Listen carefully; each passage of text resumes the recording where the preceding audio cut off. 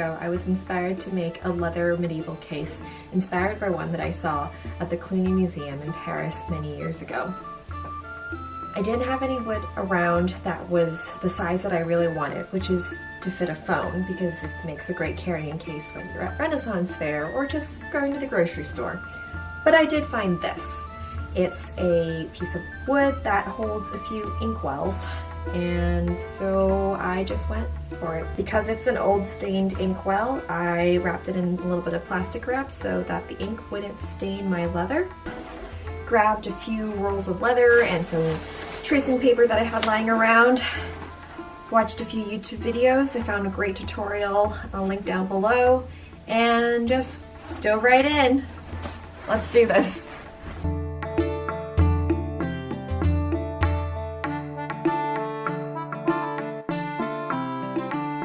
I'm gonna go wet this piece of leather thoroughly, and I'm gonna have a little cup of water and my sponge to keep it moist as I work on it and get it molded to the block.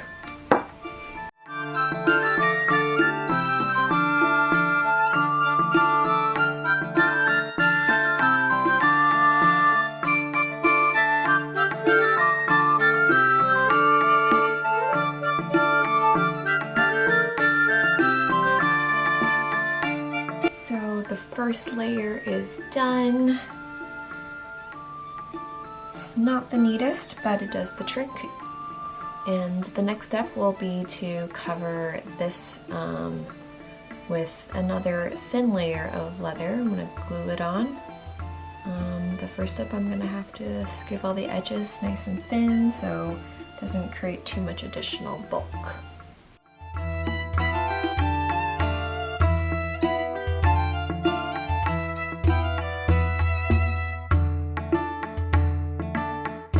The second layer has dried overnight. This is what it currently looks like. You can see how skiving the edges helped it lay relatively flat. I had a little bit of wrinkling as I was gluing this down, unfortunately, but still pretty happy with how thin I got the edges. Because I don't have hide glue on hand, I did this step with contact cement, barge glue. It does its purpose, but I don't recommend using it because it's really fast acting, so you don't get the opportunity to really, stretch and mold the leather to where you want it before it sets. And it also smells really badly, so you will need to use it in a ventilated room. I have the fan on, I have the windows open, I have lots of ventilation, and I'm wearing a ventilator, so you just really need to be careful when you're using barge glue. And so for my next steps, I'm actually going to go and get some hide glue because I want the longevity of being able to really take my time and mold the leather around the block. And hide glue is going to be able to let me do that. I cut a little pattern out for the next layer. I've made it so that it's going to cover the top, wrap all the way around, and I'm going to stitch up all the seams. I've traced it out onto my leather, so let's cut it out.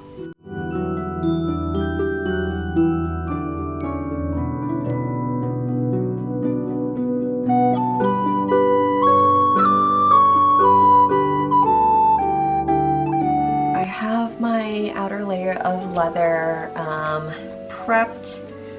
I had some trouble skiving the edges down. I actually started with a different piece of leather, but it was a little thick and I thought I could skive it down, but the quality isn't great, and I was also having a really hard time getting it thin. So I switched over to a lambskin, which is also what I used as the second layer in here. And you can see there were some inconsistencies in the hide, which is of course to be expected, but I'm not too worried. I've marked out where I'm going to wrap it, where it's going to overlap, and then I've also just roughed up where it's going to overlap so the glue can adhere a little better. And where there are holes, it's also not going to matter too much because I'm just going to be working and folding it all down. And as I'm doing that, I can feel that I should give a little bit deeper in a few of these corners. So they just fold over really nicely. I'm going to be cutting slits as I go. So let's do this.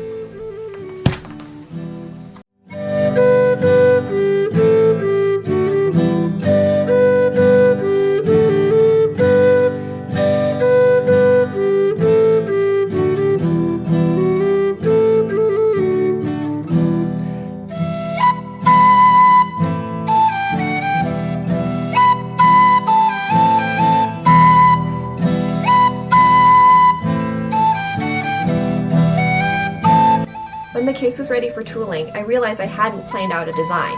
I wondered, what would fit on this tiny, tiny case? What would look good on this tiny case? And then I remembered how much I love medieval marginalia rabbits. And thus, the fighting rabbit combinations were born.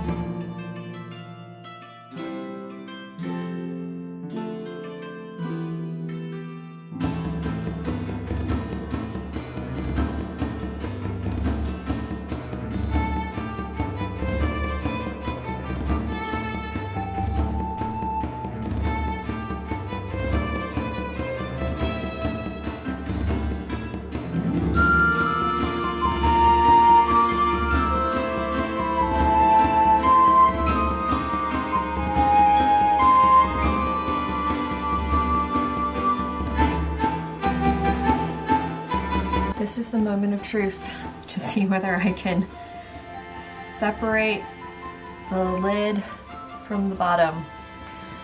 Probably the most nerve-wracking part of all, but this is what this is for, practice. Let's do it.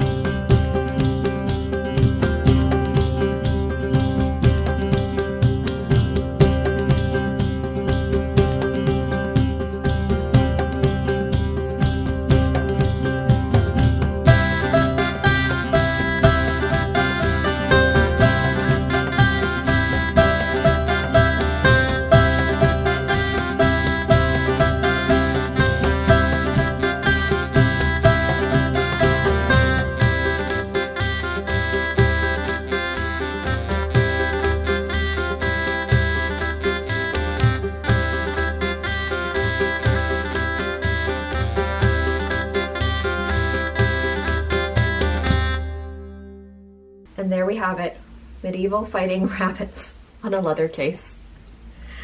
A lot of lessons were learned along the way, including marking which way is up and which way is down, so you don't end up with this.